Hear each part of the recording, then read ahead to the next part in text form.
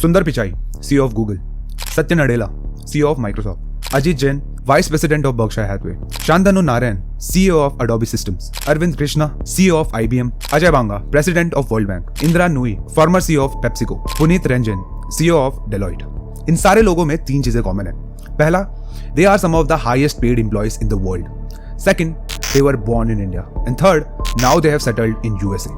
इनके साथ साथ there are millions of people who are working in USA right now and have a goal of settling in USA. As per the Ministry of External Affairs, India के बाद USA is the country जहां सबसे ज्यादा Indians रहते हैं. In total 32 million Indians are living outside India, जिसमें 4.5 million Indians USA में रहते हैं. That is around 14%. और खाली Indians ही नहीं, बल्कि USA attracts human talents from all over the world. Now the question rises how USA is able to attract world-class talent and especially Indians to its country. Well, USA is really smart and there are bundles of policies of visas behind the answer of this question. Let's find out. I am Nitin Bist and you are watching Invaluesting. India has outpaced China to emerge as the leading contributor of international graduate students. More than 10% of Fortune 500 company CEOs are of Indian ancestry. सपने पूरे होते हैं.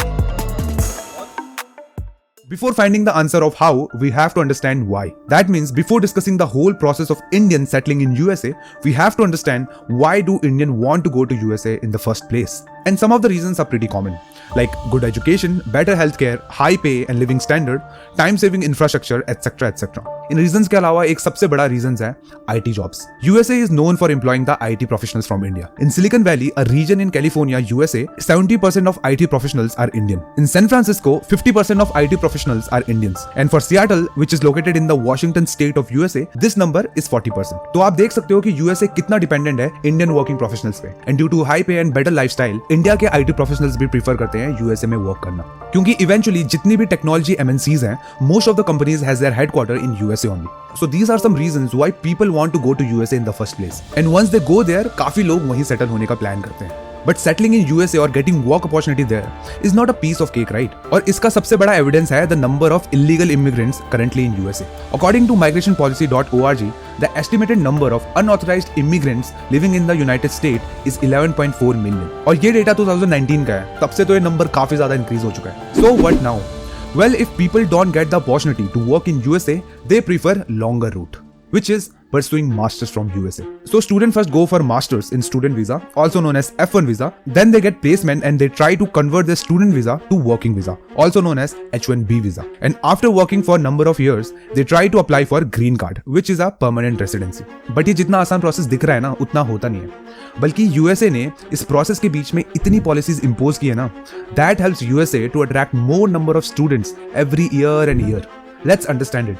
पहले थोड़ा सा student visa को समझ लेते हैं, फिर आगे बढ़ेंगे. पहले तो आप ये समझो कि यूएसए या फिर कोई भी कंट्री हर किसी को वीजा बांटते नहीं फिर सकती, because this will increase the competition for their domestic citizen and also it will hamper their pay. इसका मतलब यूएसए के पास लिमिटेड नंबर ऑफ वीजाज हैं, whether it is student visa और वर्किंग वीजा, लोगों को देने के लिए. Now when student enters the USA in student visa for pursuing masters, student के पास 2 टाइप के कोर्सेज के ऑप्शन रहते हैं. First is general programme and second is stem programs. In general program student को 3 साल का वीजा मिलता है, 2 साल का मास्टर्स और 1 साल का work visa, also known as OPT, optional practical training. The purpose of this 1-year work visa is to give student the opportunity जिससे वो अपनी theoretical और lab based knowledge real market में अप्लाई करके real life experience उठा सके. STEM stands for Science, Technology, Engineering and Mathematics. इसका मतलब ये है कि जो कोर्सेज इन चारों सेक्शन में किसी के भी अंडर आए, वो STEM प्रोग्राम कहलाए जाएंगे. For example, biology, chemistry, computer science, data analytics, civil engineering, mathematics, statistics etcetera etcetera. अब स्टेम प्रोग्राम का फायदा ये होता है कि इसमें स्टूडेंट को एडिशनल 2 साल का वर्क वीजा मिलता है. सो फॉर एग्जाम्पल, अगर Rohit MS in marketing pursue करता है यूएसए से, तो उसे टोटल 3 साल का स्टूडेंट वीजा मिलेगा. That is 2 year of education of masters and 1 year to work.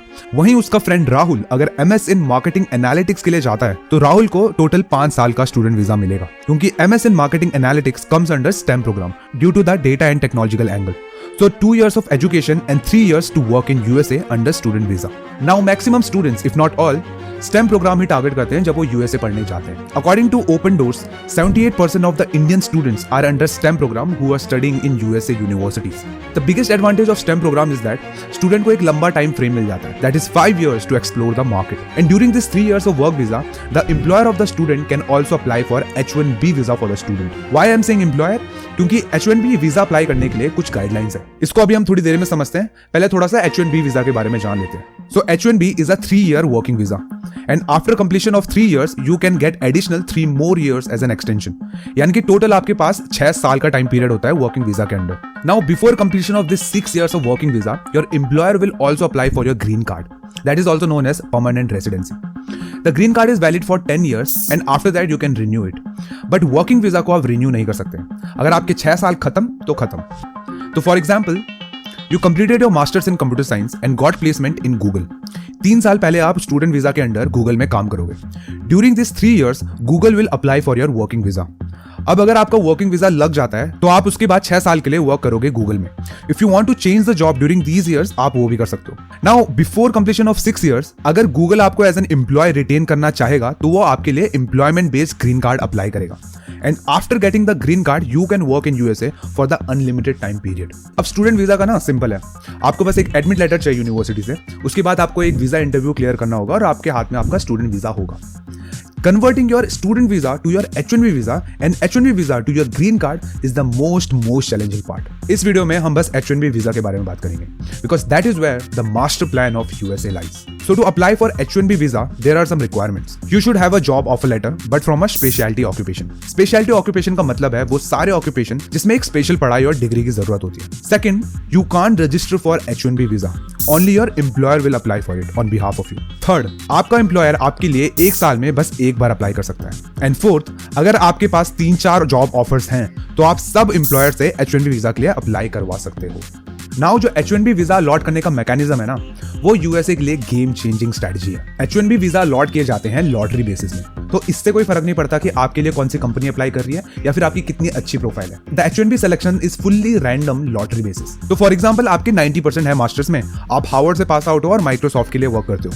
इस सब के बावजूद भी आपका H1B वीजा रिजेक्ट हो जाएगा if you have a bad luck. और मैं जिसके हार्डली पासिंग मार्क्स आए हो किसी टायर 3 यूनिवर्सिटी से और मैं एक छोटी सी कंपनी में अकाउंटेंट लगाऊं, मेरा वीजा अप्रूव हो जाएगा if I have a good luck. H1B apply करने के लिए एम्प्लॉयर को बस एक $10 की रजिस्ट्रेशन फी पे करनी होती है और एक छोटा सा फॉर्म भरना होता है, और इसके आगे का process is fully luck based. इसीलिए लोग मल्टीपल एम्प्लॉयर से H1B वीजा की एप्लीकेशन डालते हैं सो दैट उनकी प्रोबेबिलिटी बढ़े लॉटरी में सेलेक्ट होने की. सो फॉर एग्जाम्पल मोहित को 4 कंपनी से एज अ डेटा एनालिस्ट का ऑफर आया एंड मोहित ने चारों कंपनीज को रिक्वेस्ट किया to apply for H1B visa. तो इस वजह से मोहित की प्रोबेबिलिटी बढ़ जाएगी लॉटरी में आने की. नाउ ऐसा भी हो सकता है कि मोहित को चारों कंपनी से H1B वीजा की एप्लीकेशन अप्रूव हो जाए, और ऐसा भी हो सकता है कि किसी में भी ना हो. This practice has become common in H1B visa process.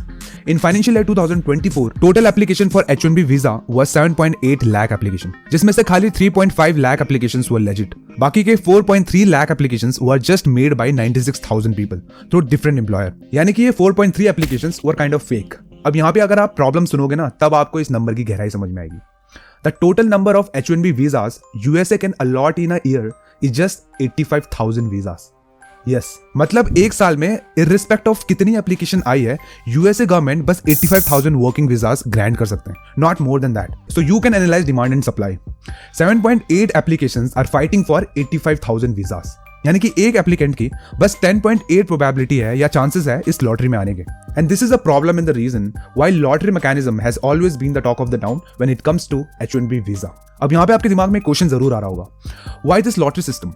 I mean दुनिया के सबसे बड़ी और स्ट्रॉन्ग इकोनॉमी ने अपनी इकोनॉमी के लिए एक सबसे इंपॉर्टेंट चीज ह्यूमन रिसोर्स का डिसीजन बस एक लक और लॉटरी में क्यों छोड़ा है? इन 7.8 लाख एप्लीकेशन में से अगर यूएस 85,000 बेस्ट प्रोफाइल स्टूडेंट्स उठाता तो वो लोग यूएसए के लिए ज्यादा वैल्यू क्रिएट करते, right? Well here's the catch and the main crux of this video comes into the picture. Just imagine कि यूएसए बेस्ट प्रोफाइल स्टूडेंट्स को वर्किंग वीजा ग्रांट करता and you don't have a good profile in terms of academic और work experience and you know कि आपको H1B visa grant नहीं हो सकता. Then why will you go to USA in the first place? I mean education purpose के लिए तो काफी लोग जाएंगे, but the percentage of those students in the whole pool of the students will be very less.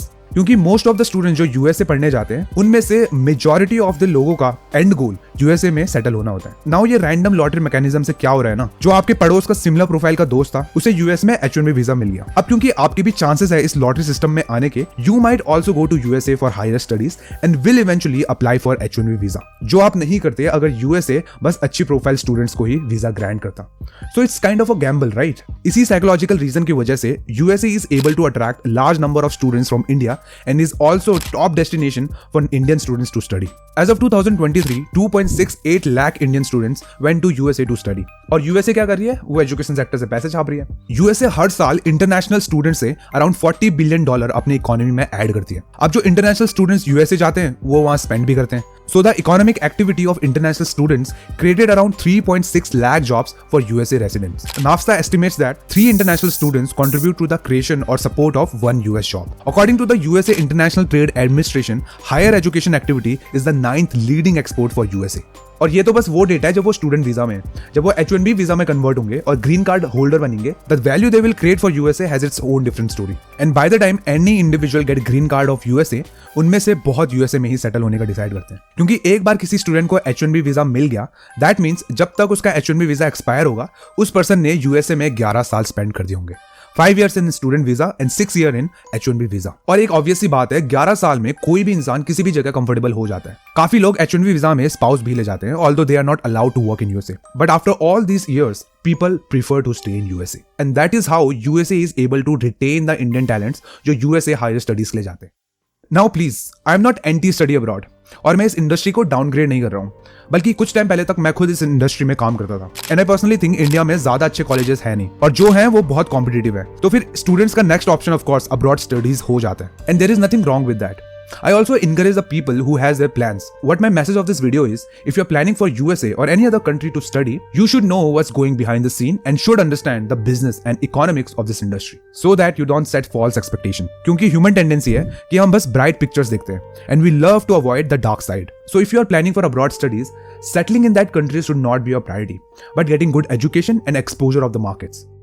That's all for the day guys. If you like this video, share this video with your friends जो abroad studies और mainly USA के लिए apply कर रहे हैं, ताकि उन्हें एक पर्सपेक्टिव मिल पाए. अगर आपको इन्वेस्टिंग, बिजनेस और ऐसे इकोनॉमिकल कॉन्सेप्ट में इंटरेस्ट है, then please subscribe to Investing.